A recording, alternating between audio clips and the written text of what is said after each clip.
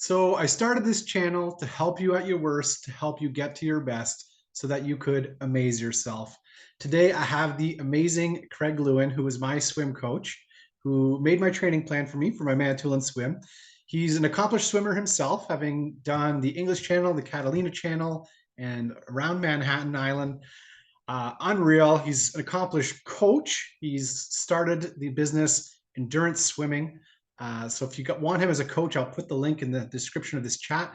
And today we will be chatting endurance. How you doing, Craig? I'm good. I'm great. Awesome. I'm excited to chat with you. Yeah, so you named your business Endurance Swimming. Mhm. So obviously endurance is important to you. Can you say why endurance is so important to you? For me personally, like I've been a swimmer for a long time, but I'm not built like a swimmer. So I find that kind of endurance levels the playing field where, you step into the English Channel, you step into one of these long swims, and it really doesn't matter if you're 6'1" or you're 5'6", right? Like being able to tackle these long distances is it's grit, it's tenacity, it's all of these different characteristics that I think level the playing field. So I think to me that's kind of what I was thinking when I came up with it. It was more, um, you know, I didn't have the physical attributes to make me a super solid pool swimmer. I just worked really hard, and I think from that, it built this world of of marathon swimming and long distance swimming where I'm like, well, doesn't matter how big or small the other guy is, like it's who can go the You longest. just And got to keep going. yeah, you just got to keep grinding it out. This might be semantics. I had Dan discussing resilience. Okay. So, would you say resilience and endurance are the same thing? Two words for the same thing, or how would you differ them, or what's your take on that? It's a good question. I th- I think they overlap, perhaps. I think in order to have endurance, you need to be resilient, maybe. I think having the ability to just keep going, you're going to go through those ups and downs where you need to have that resilience or that mental toughness to get you through the tough times, because it's really easy to swim when things are going great. It's really hard to swim when things are going poorly, and that's where that resilience kicks in. And I think it's a part of having, really solid, endurance foundation. I thought about this. I had the advantage because I was going to ask you this question, so I Okay. thought I thought of it a little bit, and you definitely have interesting on your thoughts on this. I thought like resilience is more like life oriented and mental oriented, whereas endurance is kind of like more physical. And I think enduring the elements is this sentence that pops into my head. What's your thoughts on that?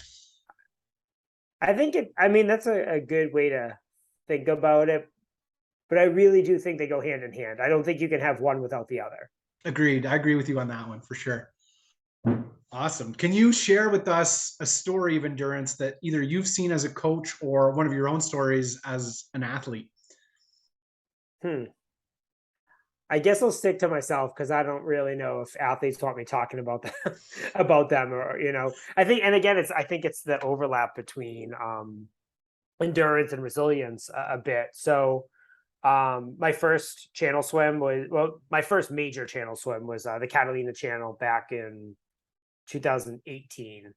And I had no confidence in my swimming. I had no confidence in anything. So like I went way over the top with training. I took the training plan that I was given, and I was like, I need to go beyond that. And because I was so stupid and thought that, I ended up getting a shoulder injury. Tried to manage it, went to Catalina, and it was it was it was a tough grind. Like I got a nice day, and I'm swimming. I get 6 hours in, the sun starts coming up. Stupid me, I asked how much left, and they're like, oh, maybe about halfway. I'm thinking, well, wait, 6 hours in, I should be like way more than halfway. I'm like, what's going on?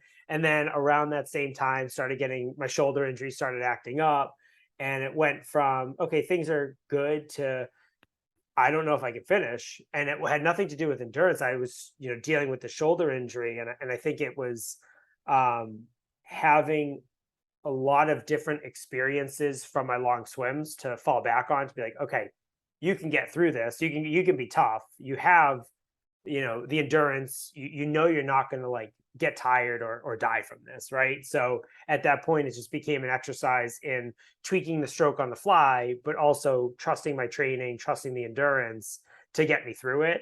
And I ultimately basically swam the last 5 hours one armed. But it was having that confidence in my training in that moment, and knowing that the endurance was there, that I wasn't ultimately worried about finishing. I was just hoping I didn't have like a career ending injury at the time. I was gonna say, okay, this story has definitely made you a better coach, because Yeah. I was laughing when you said that because you've coached me. So when COVID shut the pools down, I went back. I went too hard, too fast, trying to Yep. make up for it, and developed a minor shoulder injury. So you definitely talked me out of Yeah. pushing through. So Yeah, I learned my the hard shoulder way. injury didn't get. Yeah, I got to learn from your experience. If you were coaching this swim, would you, like, now that you have your coach hat on, would you have told your athlete like no, stop, or like would Yeah. you tell them to keep pushing through this swim, like this Catalina channel Oh, swim, in the swim the channel, itself? the swim itself? No, Yeah. as long as they felt comfortable, like, I would let them go. I'm very much like, if you feel like you can handle it, you do it. And a lot of my athletes are like, I'm coming out two ways. I'm either coming out on my own at the end, or I'm pulled out unconscious. And those are the two ways I'm coming out. And like, it's really twisted, but like that's the mindset I have That's right what now. you need to do, right? If you give That's yourself the yeah. out, you'll take it, right? Yeah, because that's Yeah. my mindset too. I said English Channel, all three swims. Manhattan was kind of a joke, but just because it's not a super hard swim. But Catalina, English Channel, other marathon swims I've done, I'm like, I'm coming out one. There's only two ways. It's my own will, my own power, like, because I made it, or I'm unconscious and they're flying a helicopter in to come get me. Like, that's it. But when you have that mindset, I think a lot of the fear goes away, and you're just like, no, like, I'm gonna be fine. Like, I'm gonna finish this, and I'm gonna do everything I can. So even if I don't finish, I can live with myself at the end of the day. Like, I didn't quit. I gave it everything I had. And I think that makes you dig a little bit deeper. But that makes me maybe a little bit kooky as a coach and as a swimmer. I think But you gotta have that mentality if you've chosen this sport, right? yeah, It's a pretty niche sport for a reason, I think. absolutely. But yeah, you just got to make that commitment. So then you don't waste all that mental energy of like, oh, should I Right. stop? Should I keep going? And it's like, no, I'm going. There's never a question of should I keep going. Like, I Yeah. mean, if you think like, hey, if you're swimming and all of a sudden you feel like your tendons in your shoulder roll down your arm or roll up, it's like, okay, that's a little That's pretty different. clear cut. Yeah. If you're having heart issues, if you're having certain issues, like, it's a very good reason to stop. But if you're just like, I'm uncomfortable, or like, I'm a little cold, it's like, Comfort and cold is yeah, the sport, right? Like yeah, that's it's it. like, Yeah. kind of, I'm scared there's sharks under me. It's like, get over it and just do it. Switching. So these are kind of your long endurance swims, Yeah. but you've also got into cold swimming, right? Yep. So Mhm. what got you into that? Lynn Cox's book. Uh, Yeah, I I love got it as a gift. I think swimming to Antarctica. It was I got it as a graduation gift my senior year in high school, and like, I read it, and I didn't really have a ton of open water experience, but I basically was like, from that moment on, I'm like, I want to do that. And she's a marathon swimmer. She's like super, Lynn Cox has like an incredible resume, but she also has like an incredible ice swimming resume. So from that point on, I started being really interested in more cold water swims. And then, being from the Northeast in the US, like, most of our water temps are sub 40 degrees most of the year, up until like, it will be 45 up until like May, and then it will be 45 Fahrenheit, not Celsius. And then like, it will drop back down come November. So we only have a handful of months where it's like kind of warm. So I was like, well, I want to swim year round. So this kind of makes sense. Like, just suck it up and it. learn how to do it safely. Take your Yeah, it's big. time, educating yourself, learning from the ice swimming community, and really just, you know experimenting, pushing a little bit, but really staying within your limits. And I love it. Like, I urge people who are toying with the idea, like, yeah, just get smart about it, educate Yeah. yourself, take your time, listen to your body. But I don't think you shouldn't do it because it's uncomfortable. Yeah, that's kind of like the drive. It's as I did my cold water training, like it just sucks at first. Like it's Yeah. just, but your body, like endurance is trained, right? Like Hmm. I was amazed at how quickly I got adjusted to the cold. Like I say cold, it's not as cold as you're swimming, but to the 50s, right? It took me Yeah. like 4 swims and then I was adjusted. And Yeah. I thought it would take me a lot longer than that. Yeah. I mean, I think, you're up in Canada, so you're used to being cold, so Yeah, maybe that maybe that helps a little helps. bit. Yeah. I did take a lot of cold showers ahead of time too. I've been, But I yeah. think one of the things is like if you're getting in the water frequently as it's cooling down, you don't necessarily feel it's not like going from 80-degree water to 50-degree water. It's more the water's decreasing and you're getting in, so your body's getting used to it slowly and adjusting versus, if you come from Miami and then you go do a polar plunge, it's like, well, that's a jarring difference. So Yeah, it's I agree. The climate up here probably definitely helped me out on that yeah. one. um, how would you say that the endurance for training for the cold and these marathon swims, like how much of an overlap or how different are these sort of? I would say it's I think the ice swimming is probably more resilience than endurance, and I would say the marathon swimming is probably skewed more towards the endurance side, and you have to be resilient, but maybe less so than the ice swimming because like I'm still working up towards an ice mile, and like there's tons of people who I talk to who have done one, and everything like I read and try to understand to educate myself in it. It's you know the last 5 to 10 minutes are like just you're barely moving because like your blood is congealing because getting so cold, and it's like you can barely move through it. And I think at that point you have to. It's not an exercise, and like I can't make it a mile. It's more I know I can make it a mile. It's like I need to find a way to get through this like miserable feeling where your body is essentially like shutting down is what's happening, and you have to learn how to fight through it. And I think that's more ice swimming versus like the endurance, the open water swimming, marathon swimming. It's a bit more, you know, trusting the training and understanding like, yeah, if I can swim, 7 or 8 miles, I can probably do another mile, right? Because like the way I structure training with my athletes and myself, it's building blocks, right? So that when you get to the end of your training, the end goal doesn't seem that far because you've done 8, 9, 10 hour swims at that point. So you're like, well, I only get to do 2 more hours. Like that's just a long day. So it's a little bit different. Whereas if you look at your training plan at the beginning, right? So you get your training plan in September. Like when you got your training plan for me, you're looking at like, holy crap, like I can't do that. Yeah. That's insane.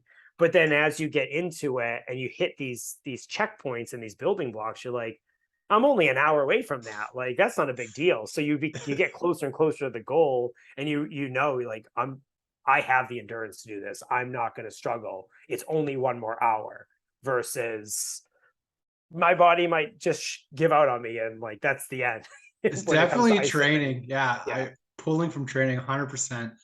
Yeah, like when I saw your training plan, my brain melted a bit for sure. Yeah. that's how most people are. Yeah. So when I get athletes Yeah. who are like signing up for the English Channel, training with me or Catalina Channel training, I'm like, I'm gonna send you the plan, but don't freak out. Like, and all my emails, I'm like, we're gonna go through it. I promise you, it's not as crazy as it looks. And like, but that first kickoff call when we're going through it, they're like deer in the headlights, like freaking out. I'm like, it's okay, trust me, it's gonna be fine. Yeah, it is wild because like my first bulk week, like because the training plan that Craig set up for me is kind of like a 4 week cycle, and it ends with the biggest week. My first bulk week was like lower than my rest weeks at like peak training, right? It's just crazy. Like even these swims around I was doing around the island, it's just like you just get used to it if you slowly Yep. dial it up. It's unreal, it's really is unreal. Switching the subject a bit, what's the appeal to endurance for you? And is it because of like the application to life skills, like how these swims impact like your life, I guess, or what's the appeal?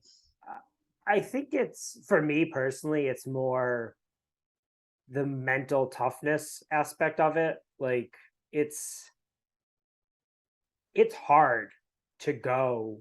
for 10, 12, 15, however many hours you're swimming, like it's hard. And it's not hard the whole time. It's not 15 hours or 14 hours. Like this sucks. I mean, if you get bad conditions on your swim, sure. But there's ups and downs. And I think a lot of what you learn a lot about yourself in those moments of like, oh my God, I can't go on. I'm so tired. I have nothing in the tank. You know, the swells are 4 to 6 feet. Like this is just miserable. I want to quit. And finding ways to get through that, I think that's what's appealing to me, where it's like, well, if I can get through that, then anything in my everyday life seems like a cakewalk, right? Like if you can get through that, you take these coping mechanisms and these, whether they're mantras or whatever you tell yourself to get you through it. And then when work is stressful or something's happening in your family life, you're like, okay, it's really bad now and it sucks and I don't want to go through it, but I have to. And at some point it will get better. And that's kind of what I tell myself. And I learned that from those endurance events, those long marathon swims where things aren't going well. It's like, yeah, they're not going well now, but just give it a half hour, give it an hour and see where you're at. And I think that kind of approach to everyday life really does help, where you don't get so bent out of shape about certain things, because just like, yeah, it sucks in the moment, but we're going to get through it. We're going to be fine. It's definitely made me a lot more zen. Yeah. Like it puts perspective on your problems, right? Like, Yeah. oh, I'm not like hypothermic, shaking, and not able to control my Right. hands. Absolutely.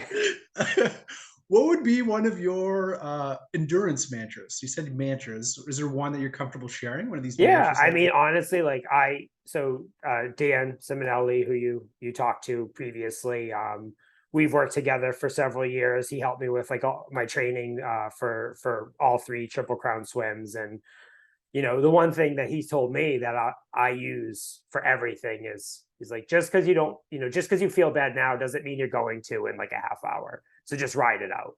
And that's kind of what I tell myself when things are going, really bad, is just ride it out. It's going to be okay. And that's gotten me through swims. It's gotten me through life issues. It's just keep going, trust the training and ride it out.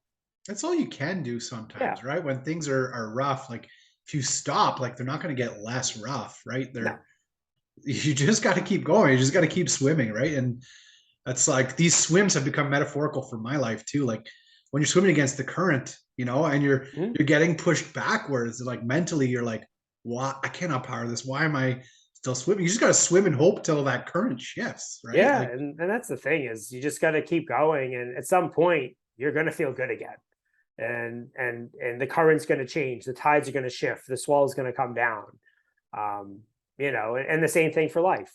Things are going to get stressful, but at some point the stress is going to end and things are going to be good again for a while, and then things are going to be bad again, and then they're going to be good again. So I think you build that coping mechanism, and that's the mantra that I think has helped me the most. But I have other athletes, they do different things. They have different mechanisms that work for them. A lot of my athletes do swims for charity because they find that really motivational, of having like, all these people are depending on me because they supported my swim, they supported the charity, and I'm doing this for them. So a lot of people who do it for charity find I guess not another gear, but they can dig a little deeper with that as their motivation. And I think that's great too, because if you're going to put in 20, 30 hours of training a week for a year, you might as well put it to good use and raise some money for some good cause. I love that. I love that. I'm sorry, I'm processing.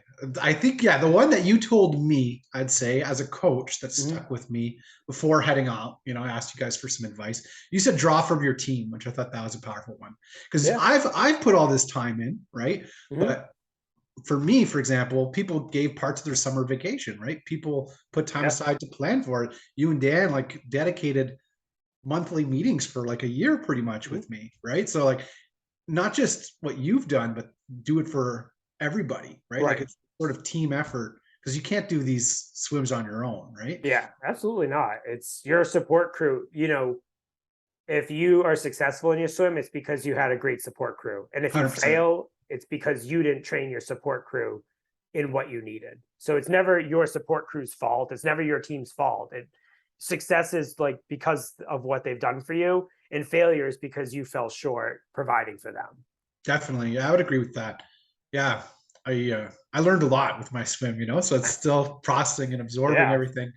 This one's more for me. So your Instagram handle is the salty swimmer. Yeah. If you were to assign a percentage ratio of salty because you're swimming in the ocean because you're from Boston, Yeah. or going on rants like being salty, what percentage is the salty swimmer ratio there?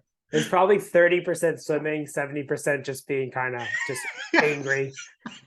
Yeah.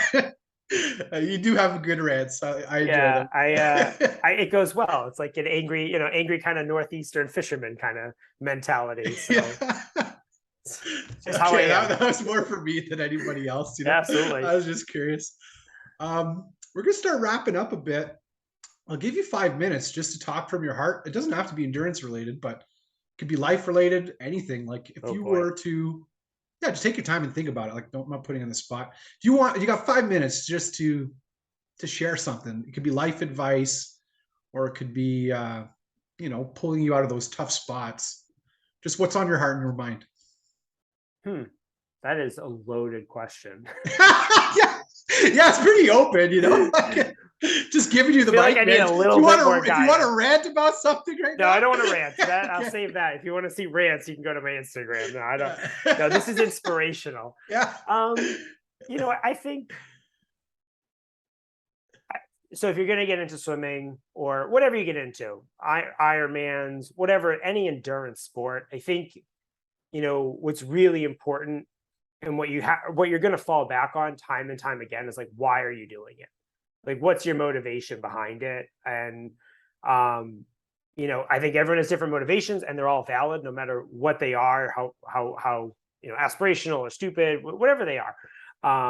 And nothing stupid. It's like you might seem like, oh, in a world where everything's falling apart, this seems kind of like dumb, but it's taking up my whole life.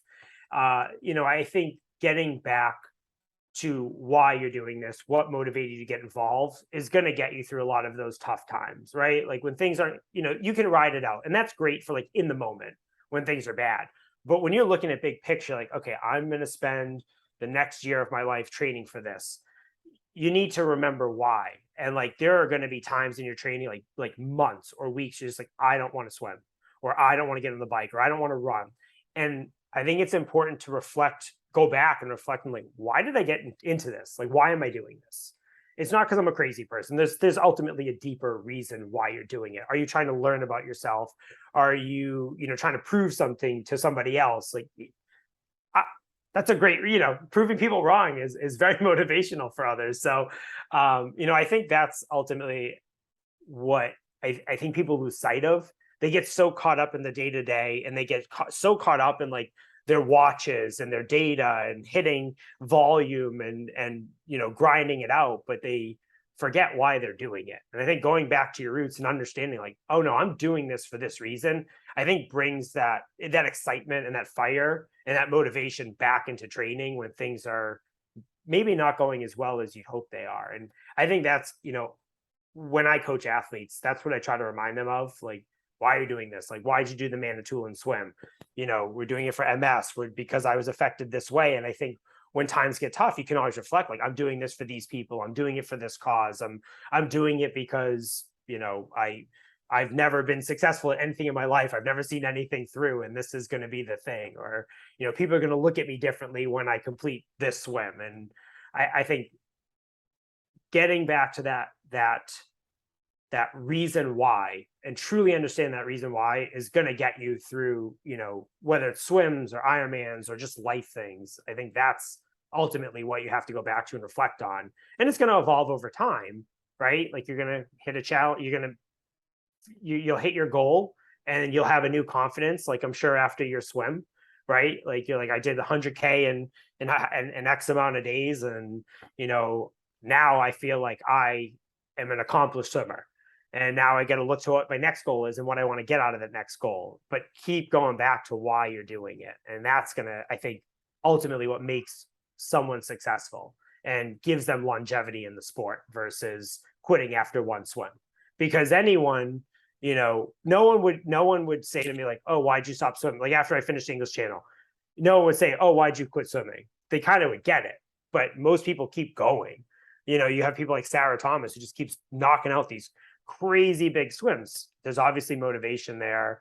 And I'm sure she's, reflecting on certain things in her life that, get her through all these swims and keep her pushing for more and more swims. So I think ultimately that's kind of what I would say is, don't forget why you're doing it. Purpose is powerful. Yeah.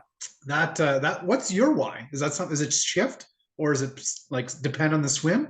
Are you comfortable sharing that? Oh yeah, I'm comfortable sharing. I mean, I think ultimately for me, it was the reason I got into it, not the reason I came back to marathon swimming after a long break. It was ultimately like I just felt lost. Like I didn't have a goal. I was coaching athletes. They were doing these huge accomplishments, and I just kind of was like, what the heck am I doing? Like I'm coaching them, which is great. Like I love it, but I feel like I should also be practicing what I preach. Mhm. And for me, that's what got me into Catalina. And I think it was just about pushing boundaries, pushing limits, seeing how far I could go, and gaining a new confidence in myself, not only as like a swimmer, but also as a coach and as a person. So I think for me, that's kind of been, my motivation is to learn as much about myself as I can through these different challenges. I love it. That's a very honest answer. Thank you for sharing that. That's pretty vulnerable, and I appreciate that. Because Manitoulin swim, I was feeling lost too. That's what brought me there too. There Yeah. was a bit of, it was for Manitoulin, it was also for me, right? Like, I mean, MS was also for me because I was Right. feeling a little lost, and just kind of gave me some direction. Yeah. And now you get to give all the, start this YouTube channel, and Yeah, just you have met all fun. these swimmers, and Yeah, it's a whole new world's opened up to you. And I'm sure there's a new totally. confidence about yourself as well. 100%. Yeah. 100%. So we're gonna wrap up. My life purpose, I'm not sure if I shared this with you, but I describe it as I'm a light for dark places. Okay. And I've come to see that as two ways. So number one is to be an inspirational, do the crazy Manitoulin swims. Hmm. But the better way is to be a mirror, to reflect your light right back at you. So that's how I like to end the episode. So I end with 3 compliments. So compliment number one is you are durable. I guess that would be the adjective for endurance, right? Okay. Sure. Yeah. I like it. I was trying to think, is it indurable, durable? Durable sounds good. Yeah. I like Yeah, that's why I chose you as a it. guest. You got endurance, right? Durable. You definitely practice what you preach, and that's why I've Yeah. chosen you. Number 2 would be knowledgeable. The Some days. amount, at least swimming, I All right. learned Fine. so much from you. You were like a wealth of knowledge for me. And I think it really helped me to believe in myself to have you and Dan meeting with me monthly, because I'm just this guy who'd been swimming 9 months, and you guys like, yeah, we're on board with you. I loved it, and I just learned so much, and you definitely probably prevented the same situation you experienced when I got my shoulder injury. Like, no, just rest, just Yeah. just dial it back, right? So knowledgeable. Thank you so much Okay. for sharing your experience. And number 3 would be funny. I just get some good laughs with you. Give him a follow, the Salty Swimmer. He's got a great hat selection. Bill Thank you. Frank is good. I think the evolution of our talks were pretty funny. Like, I think the Yeah. very first one, you were very serious and real with me. Like, you're gonna be swimming 80 kilometers a week or whatever. And the before last one, we were laughing. We were saying the word nipple cream. Yeah. We were. There's a lot of nipple cream talk. Yeah. Which, by the way, I did end up needing. So, just if you ever have to Even coach, better. yeah, Hey, we're talking about nipple cream, bandages, yeah, yeah. anything to cover the nipples. Yeah, I get it running, but I had no nipple chafing swimming. Even after 10-hour swim, my nipples were good. So That's perfect. yeah. So just thank you so much for sharing your wisdom with us today. Thank you for coming on the show and talking about endurance, and thank you for everything you've done for me. I hope that Craig has helped you amaze yourself. You are amazing. You want to say anything? Just say a little bye. Sorry, my wife just interrupted me. Yes, no, it was great to be on. Thank you for having me. It was a pleasure to chat and get to have this great conversation. And yeah, I mean, for all you out there who are looking to do some big stuff, good luck and just keep plugging along. Endure. Endure.